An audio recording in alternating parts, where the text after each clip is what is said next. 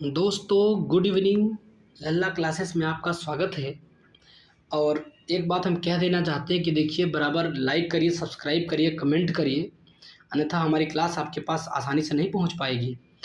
और जैसा कि हम दो शब्द बताना चाहते हैं कि जीवन में सबसे बड़ी खुशी उस काम को करने में है जिसे लोग कहते हैं कि आप नहीं कर सकते। ठीक है, मज़ा आता है। आप जो है उसी काम को करो जो दूसरे नहीं कर सकते, बहुत खुशी मिलती है। तो लेक्चर नंबर हमारा 17 नंबर है। कौन सा लेक्चर है? 17 नंबर, 17 नंबर का लेक्चर है। अब हम स्टार्ट करते हैं, देखते हैं क्या बात है। टॉपिक है आपात उपबंध। कौन सी टॉपिक है बाबू? आपात का उपबंध। कैसे करेंगे? अनुच्छेद तो 352 कैसा है बाबू? अनुच्छेद 352 ना, ये देखो, अनुच्छेद 352 के तहत राष्ट्रीय आपात का प्रावधान है। ठीक है, तो अनुच्छेद 352 के तहत जब जाएंगे तो राष्ट्रीय आपात का प्रावधान है बाबू, याद रखना। इसमें से बहुत इंपॉर्टेंट क्वेश्चंस आते हैं इसमें से। ठीक है, अनुच्छेद 352 के तहत राष्ट्रीय आपात का प्रावधान है। आगे हम चलेंगे। अनुच्छेद 355 के अंतर्गत संघ का यह कर्तव्य कि बाह्य आक्रमण, संघ का कर्तव्य हो गया, किसका कर्तव्य होगा? संघ का, कि बाह्य आक्रमण और आंतरिक अशांति से प्रत्येक राज्य की रक्षा करे। अच्छा, चाहे बाह्य आक्रमण हो चाहे आंतरिक अशांति हो जाए, संघ का कर्तव्य होगा। किसका कर्तव्य होगा बाबू? संघ का कर्तव्य होगा कि क्या करना चाहिए? प्रत्येक राज्य की क्या करना चाहिए बाबू? रक्षा करना चाहिए। कौन करेगा? संघ करेगा। अनुच्छेद 355 में कहा गया है, अनुच्छेद 355 में यही कहा गया है कि संघ का कर्तव्य होगा कि राज्य की रक्षा करे, चाहे बाह्य आक्रमण हो चाहे आंतरिक अशांति हो। ठीक है, आर्टिकल हम चलेंगे 352 में। ठीक है, 352 में आंतरिक स्थान पर 44वें संशोधन अधिनियम से सशस्त्र विद्रोह शब्द को रखा गया था। 44वां संविधान संशोधन आया था 1978 में आया था। कब आया था बाबू? 1978 में आया था। और क्या नाम रख दिया गया था बाबू? सशस्त्र विद्रोह रख दिया गया था।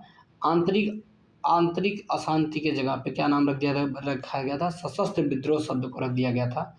तो कोई पूछे कि सशस्त्र विद्रोह होता है तो अनुच्छेद 352 के तहत, ठीक है, आपात लगता है।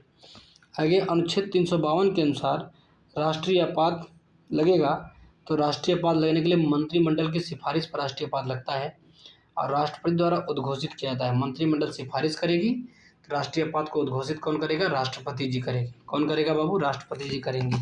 ठीक है, आगे हम देखते हैं। इस पर 1 महीना के भीतर लोकसभा और राज्यसभा संसद की स्वीकृति मिल जानी चाहिए। ठीक है, तो लोकसभा और राज्यसभा दोनों मिल करके संसद की स्वीकृति यदि मिल जानी चाहिए, 1 महीना के भीतर मिल जानी चाहिए। प्रत्येक सदन लोकसभा या राज्यसभा द्वारा 2/3 बहुमत या विशेष बहुमत से बोलेंगे, तभी जाकर के राष्ट्रीय आपातकाल आगे बढ़ेगा। ठीक है, 1 महीना के भीतर। आपातकाल को संसद द्वारा साधारण बहुमत द्वारा वापस लिया जाता है। तो आपातकाल को वापस लेने का काम कौन करेगा? संसद ही करेगा। लेकिन कैसे करेगा बाबू? साधारण बहुमत से वापस ले लेगा। लेकिन जब लगाना होगा तो साधारण बहुमत से नहीं लगाता है। जब लगाना होता है तो क्या करता है बाबू? तो 1 माह के भीतर लोकसभा प्लस राज्यसभा संसद की स्वीकृति मिल जाना चाहिए प्रत्येक सदन से। और कितना बहुमत चाहिए? 2/3 बहुमत चाहिए, विशेष बहुमत चाहिए, तब तो जो है राष्ट्रीय आपातकाल लगेगा। लेकिन हटाना है तो साधारण बहुमत से हटा सकते हैं। ठीक है, संसद साधारण बहुमत से हटा सकता है। आगे हम देखेंगे आगे क्या बातें कही गई है। राष्ट्रीय आपातकाल अनुच्छेद 352 के दौरान, जब अनुच्छेद 352 लग जाएगा उस दौरान संघ एवं राज्यों के बीच करों के विभाजन संबंधी प्रावधानों को निलंबित किया जा सकता है। जब अनुच्छेद 352 लग जाए तो टैक्स जो बांटना है उसको निलंबित किया जा सकता है संघ और राज्यों के बीच में। ठीक है, आगे हम देखेंगे। आगे कह रहा है कि युद्ध एवं बाह्य आक्रमण, युद्ध हो जाए और बाहरी आक्रमण हो जाए तो राष्ट्रीय आपातकाल के दौरान अनुच्छेद 358 के तहत अनुच्छेद 19 स्वतः स्थगित हो जाएगा। जब युद्ध हो जाए और बाहरी आक्रमण हो जाए, राष्ट्रीय आपातकाल के दौरान राष्ट्रीय आपातकाल लग गए हों, बाह्य आक्रमण हो या युद्ध के समय में, तो अनुच्छेद 358 के तहत अनुच्छेद 19 स्वतः स्थगित हो जाएगा। अनुच्छेद 19 कब स्थगित होगा बाबू? अनुच्छेद 358 के तहत, जब युद्ध और बाहरी आक्रमण हो तब। जबकि अनुच्छेद 359 के तहत अनुच्छेद 20 एवं 21 को छोड़कर राष्ट्रपति आदेश द्वारा अन्य मूल अधिकारों को स्थगित कर सकते हैं। अनुच्छेद 359 के तहत किसको छोड़ेंगे बाबू? अनुच्छेद 20-21 को छोड़ देंगे। बाकी राष्ट्रपति आदेश द्वारा अन्य मूल अधिकारों को स्थगित कर सकते हैं। जितने मूल अधिकार होंगे स्थगित हो जाएंगे। अन्य मूल अधिकार क्या हो जाएंगे बाबू? स्थगित हो जाएंगे। लेकिन 20-21 रहेगा, 20 भी रहेगा, 21 भी रहेगा अनुच्छेद 359 के अंतर्गत। यदि राष्ट्रीय आपातकाल सशस्त्र विद्रोह के आधार पर हो, कह रहा है यदि राष्ट्रीय आपातकाल सशस्त्र विद्रोह के आधार पर लगाया जाता है, सशस्त्र विद्रोह के आधार पर लगाया जाता है तब, तो 19 स्वतः समाप्त नहीं होगा। सशस्त्र विद्रोह के आधार पर लगाया जाए तो 19 स्वतः समाप्त नहीं होता है, बल्कि इसे राष्ट्रपति द्वारा अनुच्छेद 359 के तहत निलंबित कर सकते हैं। कहने का मतलब कि 19 सशस्त्र विद्रोह से समाप्त नहीं होगा, उसको राष्ट्रपति हटाएगा, निलंबित करेगा, 359 के तहत हटाएगा। और जब युद्ध और बाह्य आक्रमण के समय में जो है राष्ट्रीय आपातकाल लगा हो, तब अनुच्छेद 19 स्वतः समाप्त हो जाता है। ठीक है। और अनुच्छेद 359 के अंतर्गत जो है यह कहा गया है कि 20 और 21 को मूल अधिकार को नहीं हटाया जा सकता, बाकी सारे मूल अधिकार राष्ट्रपति के आदेश से हटाए जा सकते हैं, निलंबित किए जा सकते हैं। आगे हम देखेंगे आगे क्या कहा गया है। अनुच्छेद 352 के राष्ट्रीय आपातकाल की स्थिति में संसद विधि बनाकर लोकसभा के कार्यकाल को एक बार में 1 वर्ष के लिए बढ़ा सकती है। आपातकाल समाप्त हो जाने पर लोकसभा कार्यकाल का विस्तार के कार्यकाल का जो विस्तार है 6 माह से अधिक नहीं हो सकता। ठीक है, एक बार में 1 वर्ष के लिए बढ़ा सकते हैं लोकसभा कार्यकाल। यदि इस कार्यकाल समाप्त हो गया या तो आपातकाल समाप्त हो गया तो 6 माह से अधिक जो है एक विस्तार नहीं होगा, लोकसभा का विस्तार वो 6 महीने से अधिक नहीं होगा। आगे इसी तरह संसद विधि बनाकर राज्य विधानसभा की अवधि को एक बार में 1 वर्ष के लिए बढ़ा सकती है। इसी तरह संसद विधि बना करके राज्य विधानसभा की अवधि को एक बार में 1 वर्ष के लिए बढ़ा सकती है। आर्टिकल 352 समाप्त होने पर केवल 6 माह तक रहेगा, अर्थात 6 माह से अधिक नहीं होगा। ठीक है, आगे क्या बातें कही गई है बाबू? आगे जो बातें कही गई हैं आप ध्यान से समझना। कह रहा है कि अनुच्छेद 356 के अनुसार के तहत, अब अनुच्छेद 356 के तहत राज्य में राष्ट्रपति शासन लगाए जाने पर, अनुच्छेद 356 के तहत राज्य में राष्ट्रपति शासन लगाए जाने पर, यदि राज्य में राष्ट्रपति शासन लगा दो जाने पर, अच्छा 356 में राज्य में राष्ट्रपति शासन लगाएगा, राष्ट्रपति शासन लगाए जाने पर राज्य विधानसभा स्वतः निलंबित नहीं होती। अच्छा, राज्य की विधानसभा जो है स्वतः निलंबित नहीं होगी, राष्ट्रपति शासन लगा रहेगा तब। अपितु राष्ट्रपति चाहे तो उसे भंग कर सकता अथवा उसका निलंबन कर सकता है। स्वतः निलंबित नहीं होगी, राष्ट्रपति चाहेगा तो उसको भंग करेगा या तो निलंबित करेगा, राष्ट्रपति की पावर है। लेकिन राष्ट्रपति शासन लगेगा तो मतलब कि स्वतः जो है वहाँ की विधानसभा भंग नहीं होती, ध्यान रखना। यदि राष्ट्रपति चाहेगा तो उसको हटा सकता है, भंग कर सकता है, निलंबित कर सकता है, उसके ऊपर है। ठीक है, साथ ही सीएम की नेतृत्व वाली मंत्रिपरिषद को हटा भी सकता है यदि राष्ट्रपति चाहे तो। सीएम की जो नेतृत्व वाली मंत्रिपरिषद को क्या कर सकता है बाबू? हटा भी सकता है। आगे क्या बातें कही गई है? एस आर बम्बई वाद 1994 में सुप्रीम कोर्ट ने निर्णय दिया कि अनुच्छेद 356 से संबंधित उद्घोषणा का न्यायिक पुनरावलोकन किया जा सकता है। अच्छा, तब बम्बई वाद 1994 में आया था, उन्होंने कह दिया, सीधे कह दिया कि देख भाई, अनुच्छेद 356 की उद्घोषणा हुई है तो उसका न्यायिक पुनरावलोकन किया जा सकता है। इस उद्घोषणा का 2 माह के भीतर संसद के प्रत्येक सदन से अनुमोदन किया जाना चाहिए। 2 महीने के भीतर संसद के प्रत्येक सदन से, चाहे लोकसभा से हो चाहे राज्यसभा से, दोनों सदन से अनुमोदन क्या है बाबू? किया जाना चाहिए। अनुमोदन जो है किया ही जाना चाहिए। ठीक है, सर्वप्रथम अनुच्छेद 356 का प्रयोग 1951 में, अच्छा अनुच्छेद 356 का मतलब राष्ट्रपति शासन, तो राष्ट्रपति शासन सबसे पहले 1951 में पंजाब राज्य 1953 में पेप्सू के लिए, 1951 में पंजाब राज, और 1953 में किसके लिए बाबू? पेप्सू के लिए। 1953 में पेप्सू के लिए लगाया गया था। अब आगे हम चलेंगे, वित्तीय आपातकाल के बारे में देखेंगे। इसके बारे में देखेंगे बाबू, वित्तीय आपातकाल के बारे में देखेंगे। तो वित्तीय आपातकाल अनुच्छेद 360 में है।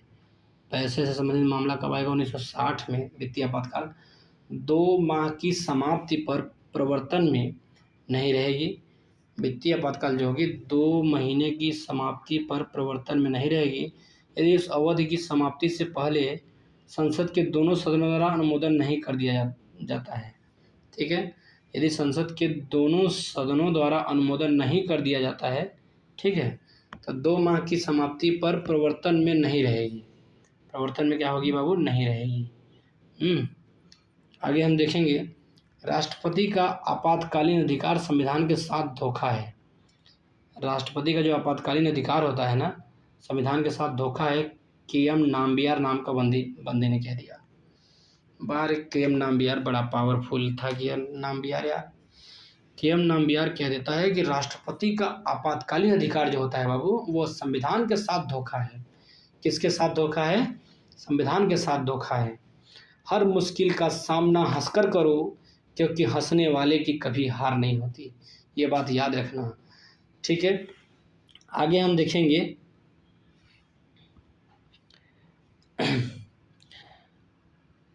32 में वित्त आयोग की बात करी गई है। अब वित्त आयोग बनता है। अब क्या आता है? अनुच्छेद 280 के अनुसार राष्ट्रपति द्वारा, अनुच्छेद 280 के अनुसार किसके द्वारा बाबू? राष्ट्रपति द्वारा इसके अध्यक्ष एवं 4 सदस्यों की नियुक्ति की जाती है। वित्त आयोग के अध्यक्ष ले लो और उनके 4 सदस्यों की नियुक्ति की जाती है। कुल मिलाकर के वित्त आयोग में 5 लोग रहते हैं और नियुक्ति कौन करता है बाबू? राष्ट्रपति करता है। ठीक है, और अपनी रिपोर्ट किसको सौंपता है वित्त आयोग बाबू? राष्ट्रपति को ही सौंपेगा, क्योंकि राष्ट्रपति ही नियुक्ति कर रहा है, तो सौंपेगा किसको? राष्ट्रपति को सौंपेगा वित्त आयोग। एक अध्यक्ष की नियुक्ति करी जाती है और 4 अन्य सदस्यों की करी जाती है। कुल 5 लोग होते हैं वित्त आयोग में। वित्त आयोग का जो मुख्य कार्य है कि संघ एवं केंद्रीय राजस्व एवं अनुदानों में राज्यों का अंश निर्धारित करना है। तो वित्त आयोग का मेन काम यही होता है कि केंद्र और राज्य के बीच में जो अनुदान का बंटवारा होगा या राजस्व का जो बंटवारा होगा, उसको बंटवारे के लिए वित्त आयोग होता है। प्रथम वित्त आयोग का गठन 22 नवंबर 1951 में के.सी. नियोगी की अध्यक्षता में हुई थी। तो प्रथम वित्त आयोग का जो गठन किया गया बाबू था, किसके बीच में अध्यक्षता में हुआ था बाबू? के.सी. नियोगी की अध्यक्षता में हुआ था 22 नवंबर 1951। बार के.सी. नियोगी जी, आपने पहला वित्त आयोग का गठन किया था 1951 में। फिर आगे कह रहा है, वित्त आयोग भारत की समेकित निधि या संचित निधि से राज्यों के राजस्व में सहायता अनुदानों को शासित करने वाले सिद्धांतों को भी अनुशंसा करता है। कहने का मतलब है कि वित्त आयोग जो है भारत की संचित निधि से राज्यों के राजस्व में जो सहायता अनुदानों को शासित करने वाले सिद्धांतों की भी अनुशंसा करता है। तो काम करेगा कौन? वित्त आयोग करेगा, जो भी संचित निधि से होती है। आगे देखो क्या कह रहा है, अनुच्छेद 280 क्लास 2 के अनुसार संसद विधि द्वारा सदस्यों की अर्हताओं का निर्माण करेगी। संसद जो होगी विधि के द्वारा कि सदस्यों की क्या अर्हता होगी, वित्त आयोग का जो सदस्य बनेंगे उनकी क्या अर्हता होगी, उसका निर्माण करेगी। कौन करेगी? संसद निर्माण करती है।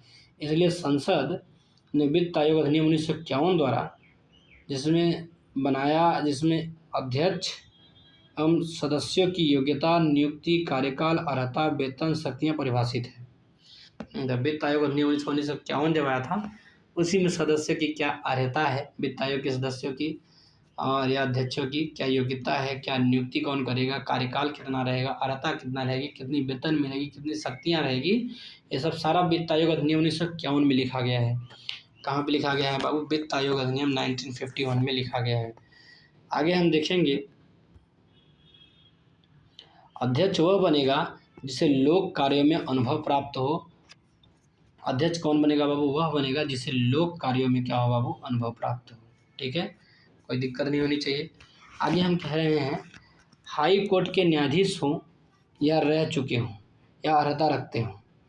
तो हाई कोर्ट के आप न्यायाधीश रहे हों या रह चुके हों या अर्हता रखते हैं, उस व्यक्ति को अध्यक्ष बनाया जाएगा। सदस्य 4 अन्य सदस्य को बनाना है तो क्या होगा, या तो वित्त आयोग के अन्य सदस्य बनाए जाएंगे। 4 लोगों को किसको बनाएगा, तो हाई कोर्ट के न्यायाधीश हों या तो रह चुके हों या तो अर्हता रख रहे हों, तभी उसको वित्त आयोग के सदस्य बन जाएंगे।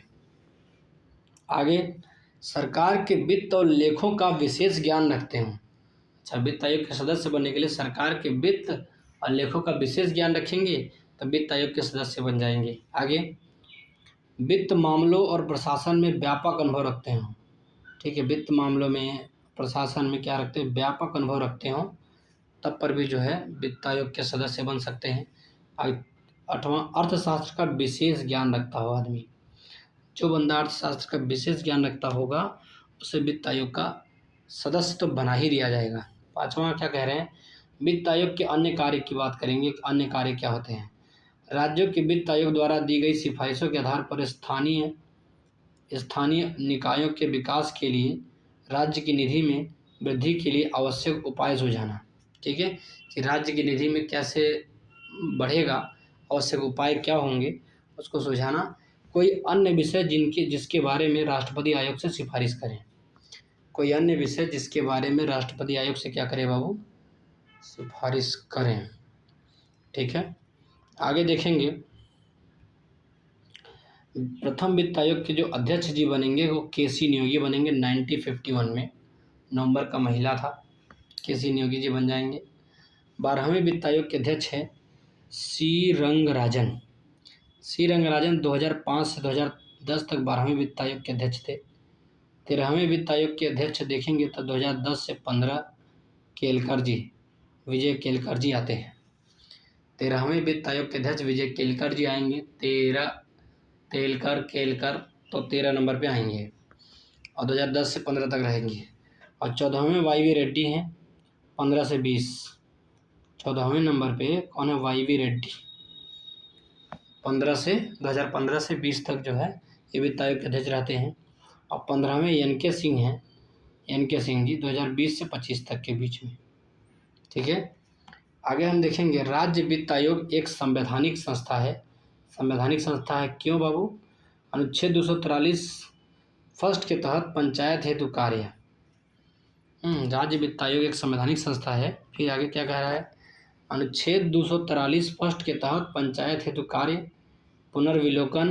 अनुच्छेद 243 वाई, अच्छा, अनुच्छेद 243 आई के तहत पंचायत के कार्य की बात करी गई है। ठीक है, और वाई के तहत देखेंगे अनुच्छेद 243 वाई के तहत क्या कहा गया है, नगर पालिका हेतु कार्य पुनर्विलोकन करेगा।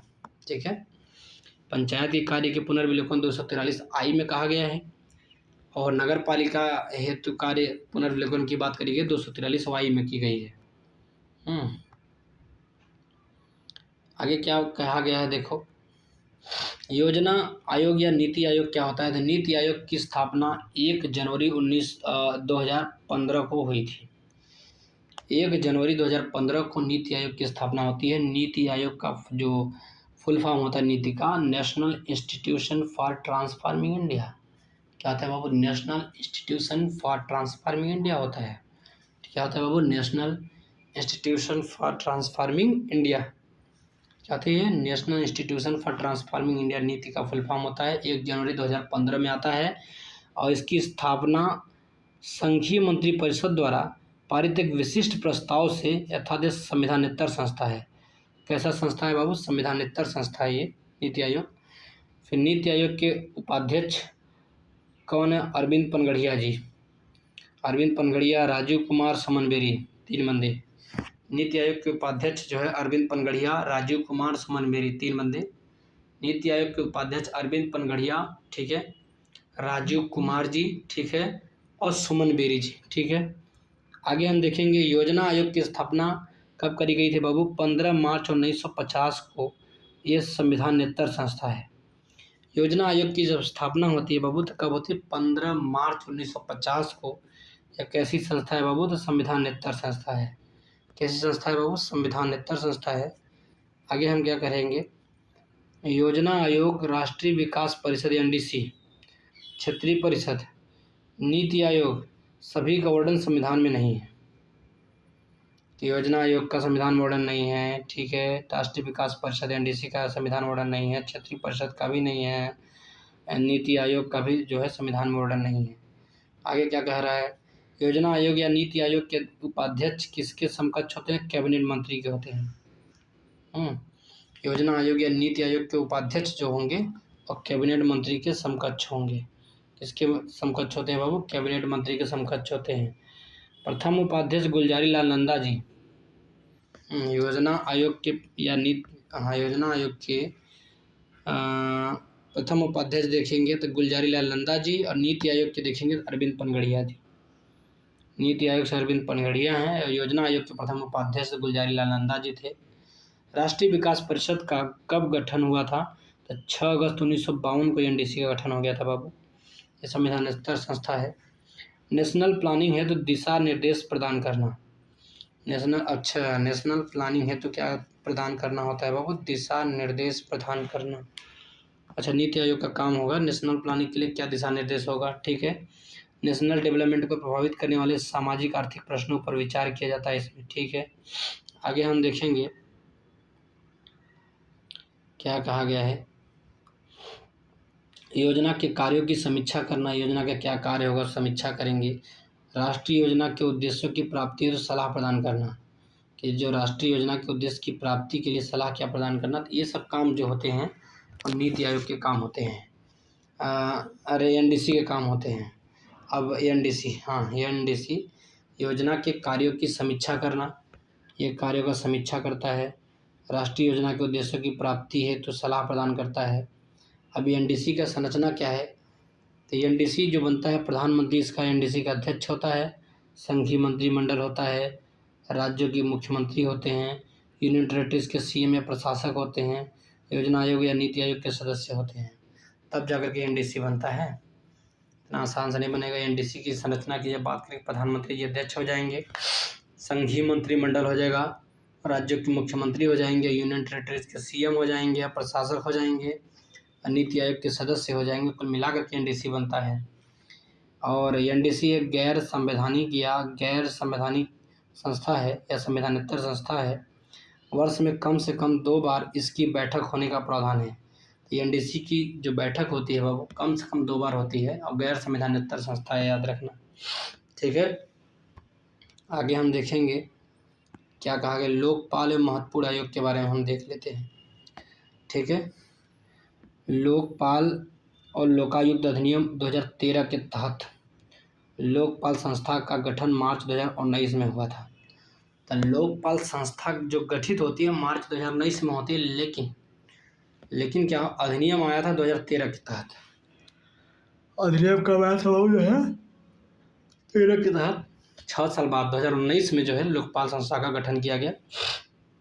और लोकपाल संस्था जब गठित होती है ना, तो पहला अध्यक्ष बनते हैं पिनाकी चंद्र घोष।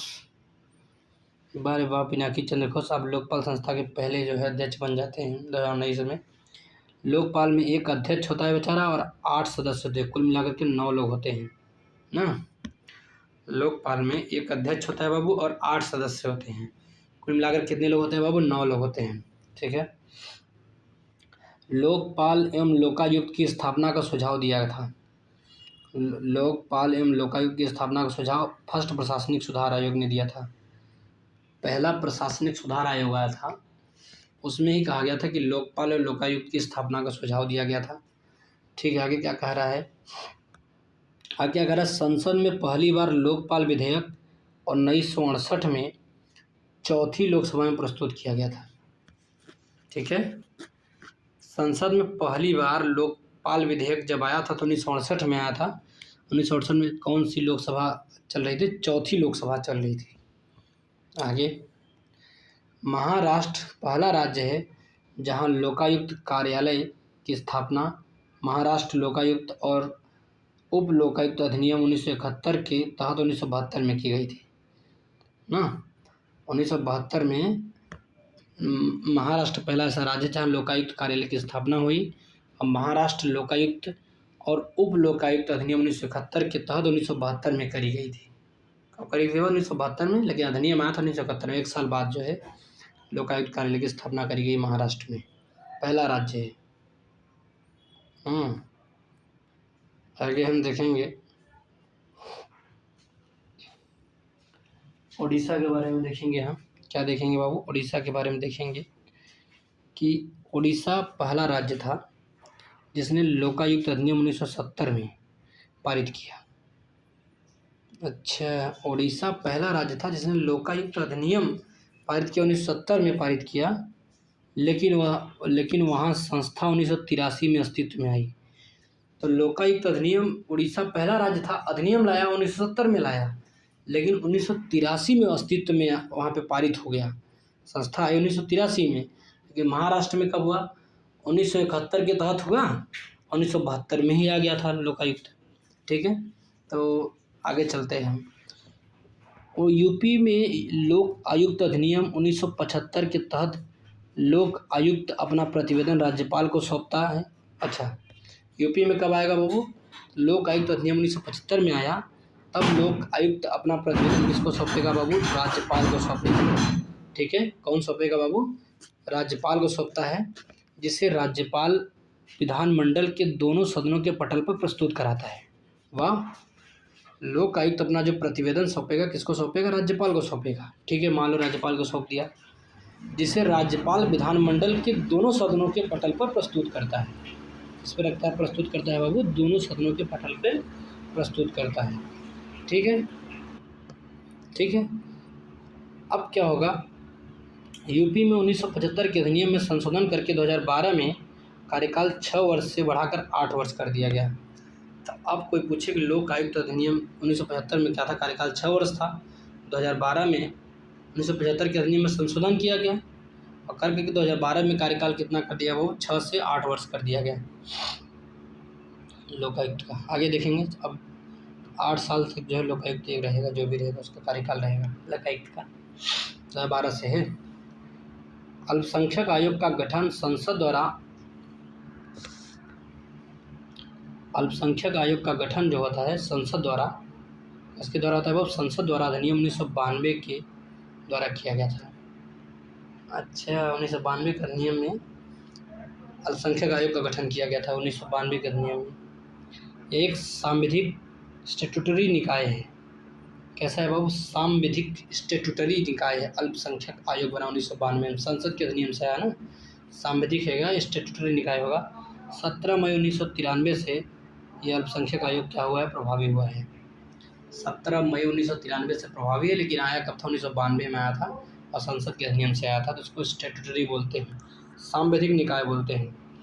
आगे देखेंगे। वर्तमान 6 समुदाय अल्पसंख्यक हैं। मुसलमान जी हैं, सिख जी अल्पसंख्यक हैं, ईसाई जी अल्पसंख्यक हैं, बौद्ध जी अल्पसंख्यक हैं, पारसी जी अल्पसंख्यक हैं और जैन जी अल्पसंख्यक हैं। बोहरा समिति 1993 में गठित, उसका उद्देश्य क्या था? बोहरा समिति क्यों गठित करी गई थी? राजनेताओं तथा अपराधियों की साठगांठ की जांच करना था। अब बोहरा समिति बेचारा बहरा बन के थोड़ी बैठेगा, और राजनेताओं और अपराधियों की जो साठगांठ होती थी ना, उसकी जांच करने के लिए बोहरा समिति बनाई गई थी। ठीक है, उसकी जांच के लिए बोहरा समिति बनाई गई थी। आगे हम देखेंगे बाबू। IAS और IPS सेवा का समाप्त करने की सिफारिश राजमन्नार आयोग ने की थी। अरे राजमन्नार, इतने दिमाग तुम्हारा, खच्चर गधा चराने चले गए हो तुम? खच्चर चराते हो राजमन्नार? बोलो, तुम IAS IPS की सेवा को समाप्त करने की बात कर रहे थे। ये गंदे हो राजमन्नार तुम। आगे चलते हैं। 10 दिसंबर 1948 की बात करते हैं। 10 दिसंबर 1948 को मानवाधिकारों की सार्वभौमिक घोषणा हुई। मानवाधिकार क्या है हमारा? उसको सार्वभौमिक घोषणा की गई। ठीक है, कब? 10 दिसंबर 1948 को। प्रथम पीढ़ी के अधिकार नागरिक एवं राजनीतिक मानवाधिकार है। प्रथम पीढ़ी के अधिकार को नागरिक एवं राजनीतिक मानवाधिकार हैं। नागरिक एवं राजनीतिक मानवाधिकार प्रथम पीढ़ी के अधिकार हैं। ठीक है बाबू। अब द्वितीय पीढ़ी के अधिकार की बात करेंगे तो आर्थिक, सामाजिक, सांस्कृतिक मानवाधिकार हैं। ठीक है, द्वितीय पीढ़ी में पैसे से संबंधित हो जाएगा, सामाजिक सांस्कृतिक मानवाधिकार आ जाएंगे। प्रथम पीढ़ी में राजनीतिक की बात होगी। एग्जाम्पल, काम का अधिकार है, शिक्षा का अधिकार है। ठीक है। शहर का अधिकार, राइट टू सिटी का अधिकार क्या है? इसका विचार फ्रांसीसी विचारक हेनरी लेफेबर ने 1968 में प्रस्तुत किया था। तो शहर का विचार कब आया था बाबू? 1968 में आया था। ये फ्रांसीसी विचारक था हेनरी लेफेबर। लोफर आदमी था हेनरी लेफेबर। वही जो है शहर का अधिकार, राइट टू द सिटी का अधिकार की बात करी, फ्रांसीसी विचारक था। यह एक शहरी विकास का मॉडल है। शहर का अधिकार क्या है? एक बाबू शहरी विकास का मॉडल है जो सभी नागरिकों को शामिल करता है। यह एक शहरी विकास का मॉडल है जो सभी नागरिकों को क्या करता है बाबू? शामिल करता है। इसमें राज्य शहर की अनधिकृत बस्तियों को किसी भी लोक सेवा अथवा सुविधा से वंचित नहीं कर सकता है। इसमें जो राज्य होगा ना, शहर की अनधिकृत बस्तियों को किसी भी लोक सेवा ले लो या सुविधा से वंचित नहीं कर सकता है। शहर की जितनी भी अनधिकृत बस्तियां हैं, कोई लोक सेवा ले लो या सुविधा से वंचित नहीं कर सकता राज्य। ठीक है। आगे हम देखेंगे मानवाधिकार संरक्षण अधिनियम 1993 से लागू हो जाता है, जो 28 सितंबर 1993 से प्रभावी हुआ था। 28 सितंबर 1993 से प्रभावी हुआ। उद्देश्य क्या है? मानवाधिकारों को बेहतर संरक्षण देना है, मानवाधिकार सुरक्षा आयोग का गठन करना है, राज्य में आयोग का गठन करना है। तो मतलब इतना काम करना है। फिर उसके बाद मानवाधिकार आयोग के अध्यक्ष और सदस्यों की नियुक्ति पीएम की अध्यक्षता में समिति द्वारा की जाती है। जो भी मानवाधिकार आयोग के अध्यक्ष और सदस्य की जो नियुक्ति होती है ना, प्रधानमंत्री जी की अध्यक्षता में समिति द्वारा, एक समिति बनाई जाएगी, समिति द्वारा की जाएगी। उस समिति में कौन होंगे? प्रधानमंत्री जी होंगे, गृह मंत्री भी होंगे, लोकसभा में विपक्ष के नेता, राज्यसभा में विपक्ष के नेता, लोकसभा में अध्यक्ष और राज्यसभा में उपसभापति।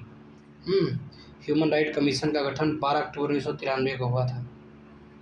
मानवाधिकार अधिनियम, ह्यूमन राइट कमीशन का गठन जब हुआ था 12 अक्टूबर 1993 को हुआ था। तो आप इतनी बात याद रखना कि मानवाधिकार आयोग के अध्यक्ष और सदस्यों की नियुक्ति जो करेगा पीएम करेगा।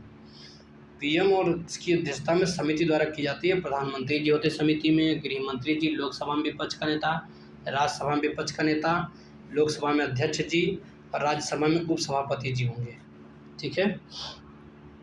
आगे क्या बातें कही गई है बाबू?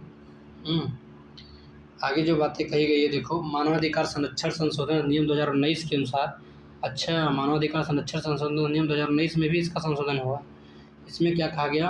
राष्ट्रीय मानवाधिकार के पदेन सदस्य, राष्ट्रीय मानवाधिकार के कौन कौन से पदेन सदस्य होंगे? ओबीसी आयोग के अध्यक्ष होंगे, एससी आयोग के अध्यक्ष होंगे, एसटी आयोग के अध्यक्ष होंगे। तीनों आयोग, ओबीसी आयोग ले लो, एससी आयोग ले लो, एसटी आयोग, तीनों के अध्यक्ष होंगे। डी महिला आयोग के अध्यक्ष होंगी। ठीक है। ये राष्ट्रीय बाल अधिकार संरक्षण अधिनियम आयोग आया था, उसके अध्यक्ष होंगे। राष्ट्रीय अल्पसंख्यक आयोग के अध्यक्ष होंगे। दिव्यांगजनों और संबंधित मुख्य आयुक्त के अध्यक्ष होंगे। मानव राष्ट्रीय मानवाधिकार संरक्षण अधिनियम 2019 के तहत राष्ट्रीय मानवाधिकार के पदेन सदस्य कौन कौन होंगे?